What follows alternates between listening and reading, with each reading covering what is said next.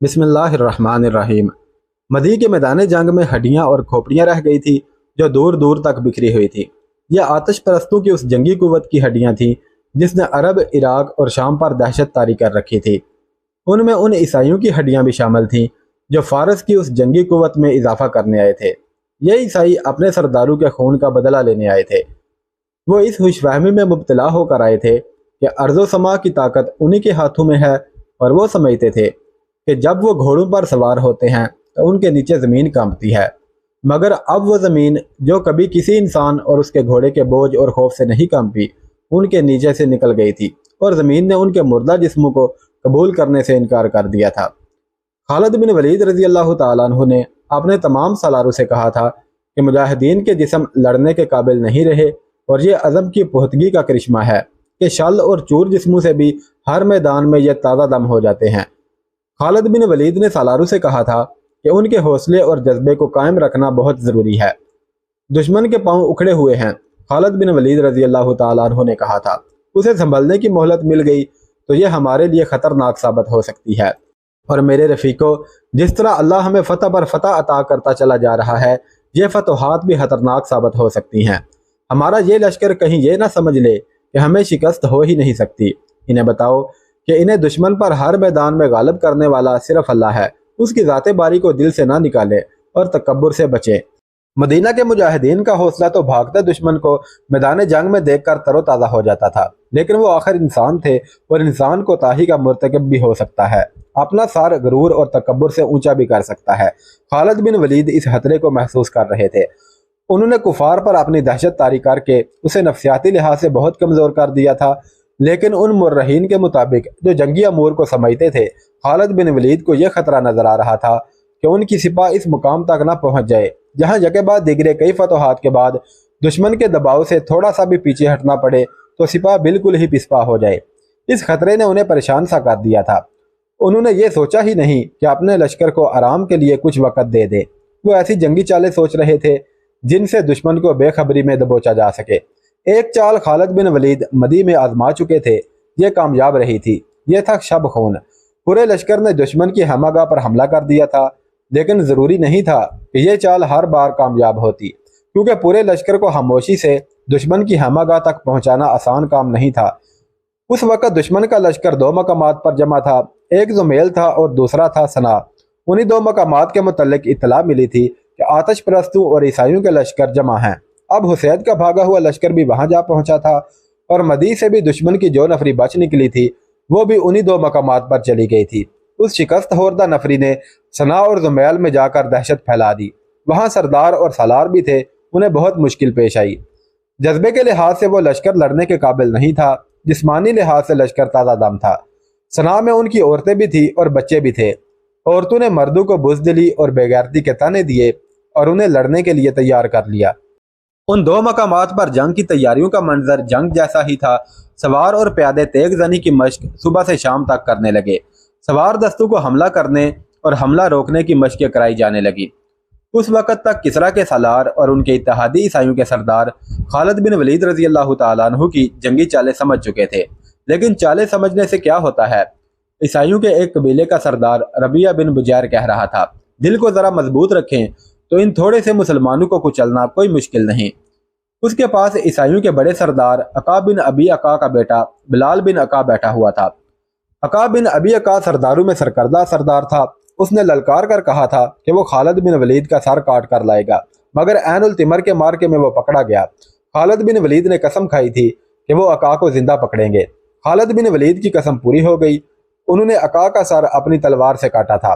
بلال عقا کا جوان بیٹا تھا جو اپنے باپ کے خون کا بدلہ لینے آیا تھا۔ ابن بجیر اس نے اپنے سردار ربیعہ کی بات سن کر کہا، میں اپنے باپ کے سر کے بدلے خالد بن ولید کا سر لینے آیا ہوں۔ ایک نہیں، ہم پر ہزاروں سروں کا قرض چڑھ گیا ہے۔ ربیعہ بن بجیر نے کہا۔ وہ کچھ دیر باتیں کرتے رہے، پھر بلال بن عقا چلا گیا۔ رات کا وقت تھا، رات سرد اور تاریک تھی۔ مہینہ نومبر کا تھا اور اسی شام رمضان کا چاند نظر آیا تھا۔ بلال باہر جا کر رک گیا۔ وہ اپنے لشکر کے خیموں سے کچھ دور تھا۔ اسے ایک طرف سے اپنی طرف کوئی آتا نظر آیا۔ نیا چاند کبھی کا ڈوب چکا تھا۔ سایہ جو بلال کی طرف آ رہا تھا قریب آیا تو بلال نے دیکھا کہ وہ کوئی آدمی نہیں عورت ہے۔ ابن عقا عورت نے کہا، میں साबिहा हूँ, साबिहा बिनते रबिया बिन बुजैर। जरा रुक सकते हो मेरी खातिर? ओ रबिया बिन बुजैर की बेटी, बिलाल बिन अका ने मसरूर से लहजे में कहा, क्या मैं अभी अभी तेरे घर से उठकर नहीं आया? लेकिन जो बात कहनी है वो मैं बाप के सामने नहीं कह सकती थी, साबिहा ने कहा। बात जो तू कहना चाहती है वो पहले ही मेरे दिल में है, बिलाल ने कहा। गलत ना समझ इब्ने अका, साबिहा ने कहा। पहले मेरी बात सुन ले, मुझे बता कि मुझसे ज्यादा खूबसूरत लड़की तूने कभी देखी है? नहीं बिनते रबिया, बिलाल ने कहा। कभी मदाइन गया है तू? साबिहा ने कहा। सुना है फारस की लड़कियां बहुत खूबसूरत होती हैं, क्या वो मुझसे ज्यादा खूबसूरत हैं? क्या ये अच्छा नहीं होगा कि तू वो बात कह दे जो तेरे दिल में है? बिलाल ने पूछा। और कहा, मैंने तुझसे ज्यादा किसी लड़की को कभी हसीन नहीं समझा। मैं तुझे तेरे बाप से मांगना चाहता था। मैं नहीं जानता था कि तेरे दिल में पहले ही मेरी मोहब्बत पैदा हो चुकी है। मोहब्बत तो अब भी पैदा नहीं हुई, साबिहा ने कहा। मैं किसी और को चाहती हूँ, आज से नहीं उस दिन से चाहती हूँ जिस दिन मैंने महसूस किया था कि मैं जवान होने लगी हूँ और जवानी एक साथी का मुतालबा करती है। फिर मुझे क्या कहने आई है तू? बिलाल ने कहा। ये कि मैंने उसे अपने काबिल समझना छोड़ दिया है, साबिहा ने कहा। मर्द की ताकत औरत के जिस्म के लिए ही तो नहीं होती। वो ताकतवर और खूबसूरत आदमी है, वो जब घोड़े पर बैठता है तो मुझे और ज्यादा खूबसूरत लगता है।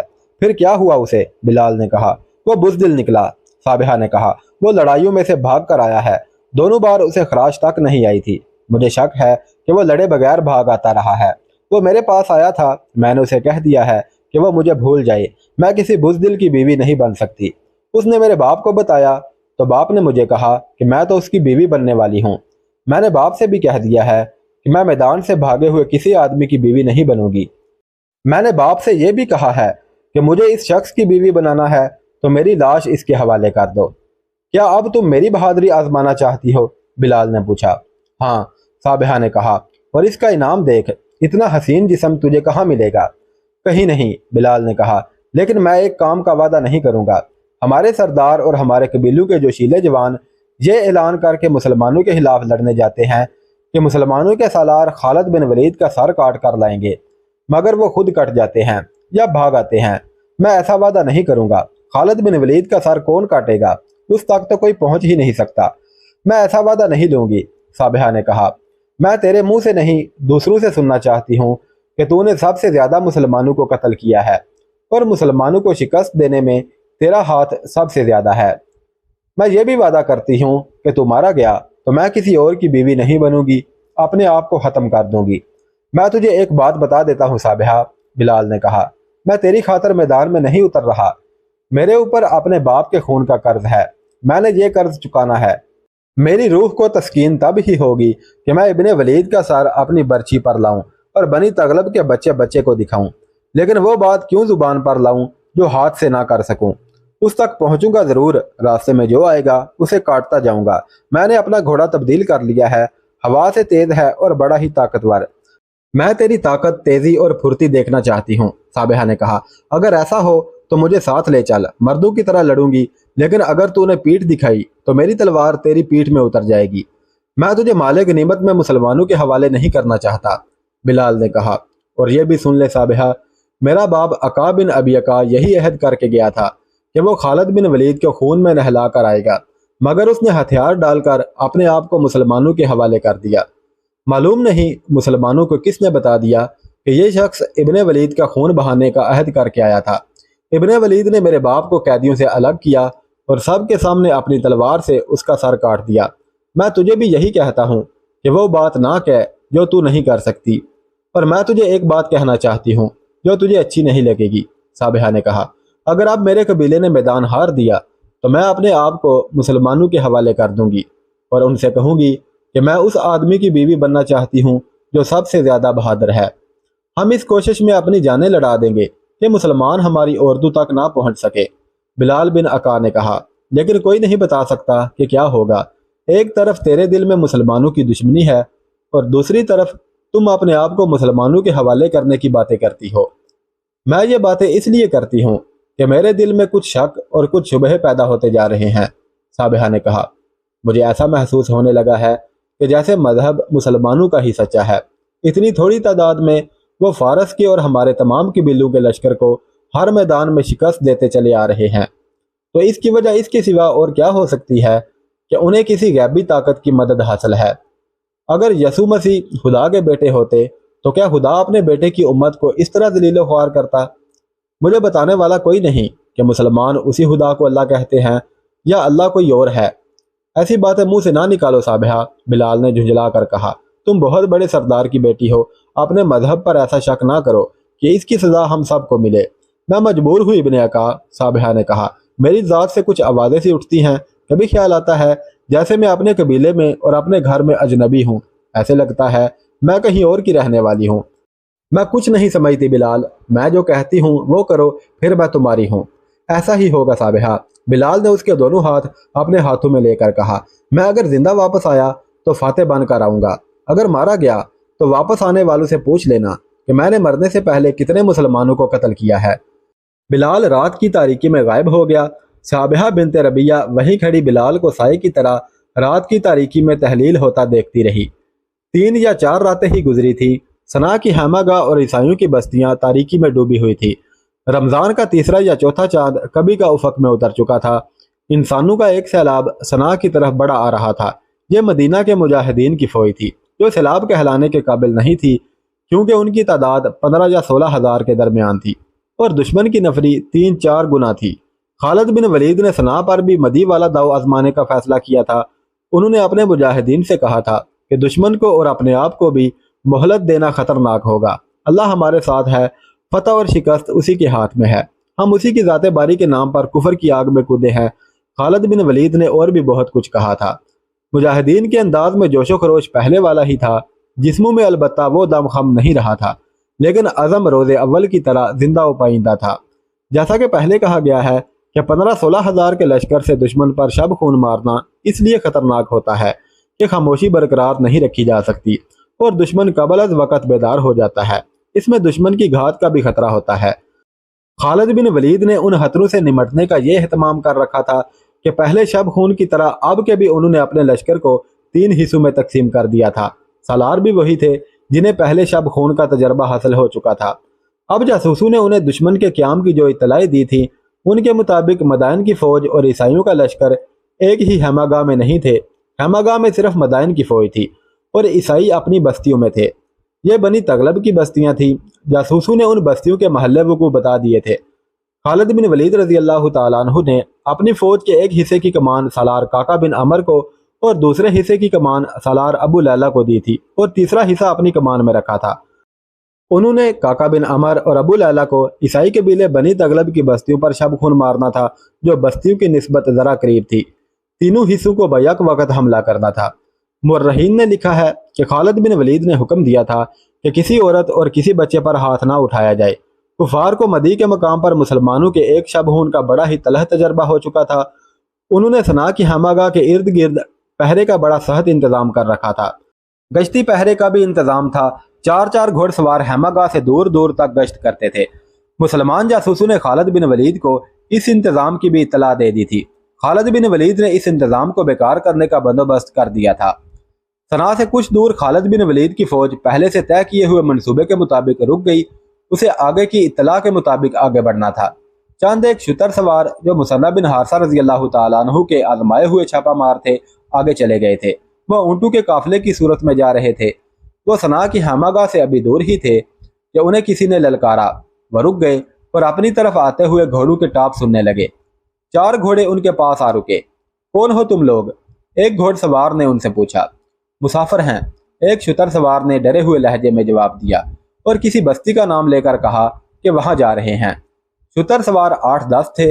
ان میں سے ایک تو گھوڑ سواروں کو بتا رہا تھا کہ وہ کہاں سے آئے ہیں اور کہاں جا رہے ہیں۔ دوسرے شتر سوار اونٹوں کو آہستہ آہستہ حرکت دیتے رہے، حتیٰ کہ 4 گھوڑ سوار ان کے نرگے میں آ گئے۔ اترو اونٹوں سے، ایک گھوڑ سوار نے بڑے روب سے حکم دیا۔ 4 شتر سوار اونٹوں سے اس طرح اترے کہ اوپر سے ایک ایک گھوڑ سوار پر جھپٹے۔ ان کے ہاتھوں میں خنجر تھے جو گھوڑ سواروں کے جسموں میں اتر گئے۔ پھر انہیں گھوڑوں سے گرا کر ختم کر دیا گیا۔ 4 مجاہدین 4 گھوڑوں پر سوار ہو گئے اور دشمن کی خیمہ گاہ تک چلے گئے۔ ایک سنتری انہیں اپنی سوار گشت سمجھ کر ان کے قریب آیا۔ اندھیرے میں 2 گھوڑ سوار اترے اور اس سنتری کو ہمیشہ کی نیند سلا دیا۔ انہوں نے کئی اور سنتریوں کو خاموشی سے ختم کیا اور واپس آ گئے۔ خالد بن ولید رضی اللہ تعالیٰ عنہ بے صبری سے ان کا انتظار کر رہے تھے۔ وہ جو اونٹوں پر گئے تھے 4 گھوڑے بھی ساتھ لے آئے تھے۔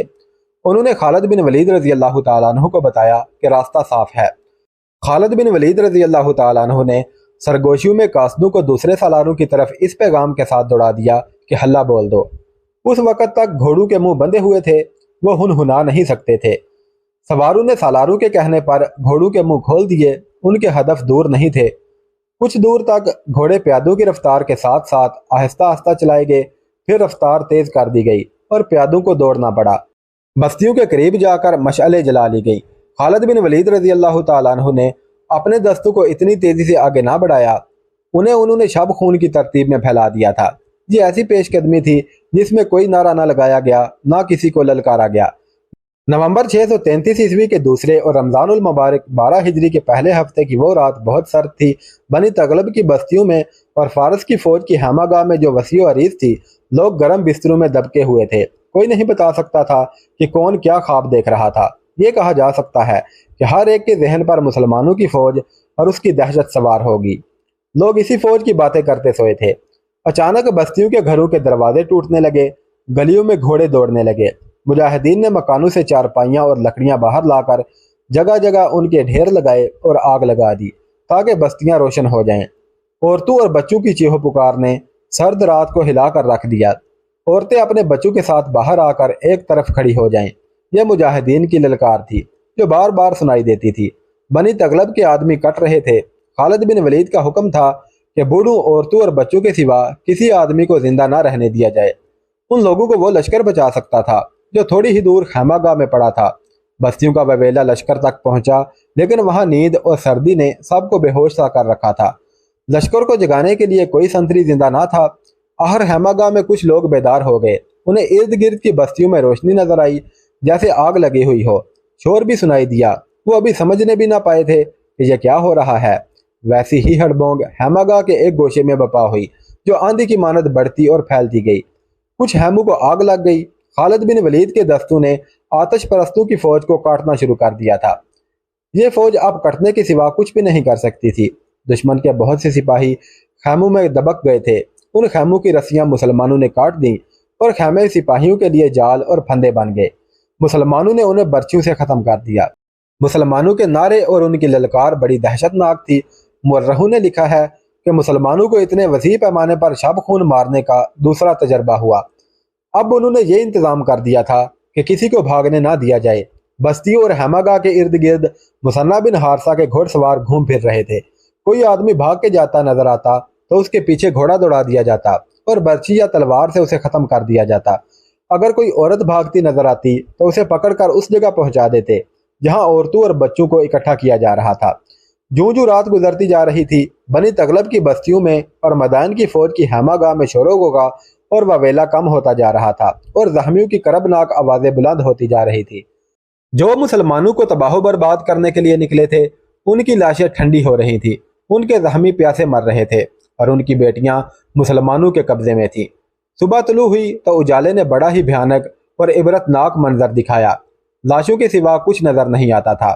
لاشیں خون سے نہائی ہوئی تھیں۔ یہ فتح ایسی تھی جیسے کسریٰ کے بازو کاٹ دیے گئے ہوں۔ خیمہ گاہ اور بستیاں موت کی بستیاں بن گئی تھی۔ جن گھوڑوں پر ان کفار کو ناز تھا، وہ گھوڑے وہی بندھے ہوئے تھے جہاں گزشتہ شام انہیں باندھا گیا تھا۔ عورتیں الگ بیٹھی رو رہی تھی، بچے بلبلا رہے تھے۔ خالد بن ولید رضی اللہ تعالیٰ عنہ نے حکم دیا کہ سب سے پہلے عورتوں اور بچوں کو کھانا دیا جائے۔